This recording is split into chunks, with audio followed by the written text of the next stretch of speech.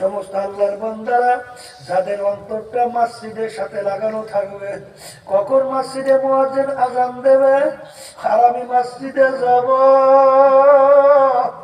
আমার মালিকের কুদরতি পায়ের মধ্যে সিজদা করব, এরপর আমার মালিকের দরবারে সুবহান রাব্বিয়াল আলা কইয়া তাসবিহ আদায় করব।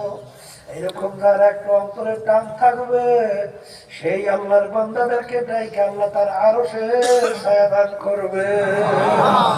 এই আল্লাহর বান্দারা, পর্দা আলে মা বোনেরা, যারা আমার মাওলার জিকির বেশি করে, দেখবা দিনের দিন তাদের দেহ পরিষ্কার কলব হয়। কলব যখন পরিষ্কার হয় তখন তাদের চোখেও পানি আসে। কারণ বাগান উঁচা জমিনে কোনোদিন পানি জমা হয় না, রাউগা জমিনে কোনোদিন ফসল হয় না। ফসল হওয়ার জন্য জমিন নরম হওয়া লাগে।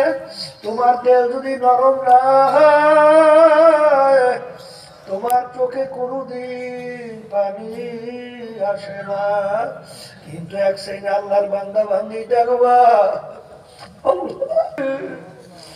আমি যে গুনাহ করছি তুমি যদি আমাকে মাফ না করো, ওই জাহান্নামের আগুন আমি এক সেকেন্ডও সহ্য করতে পারবো না।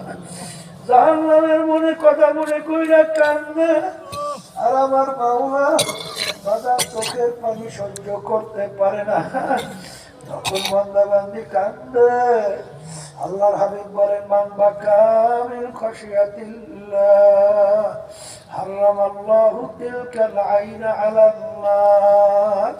যেই চক্ষু আমার মাওলার ভয় কাঁদবে, ওই চক্ষু তোমার জাহান্নামের আগুন হারাম হইয়া যাবে।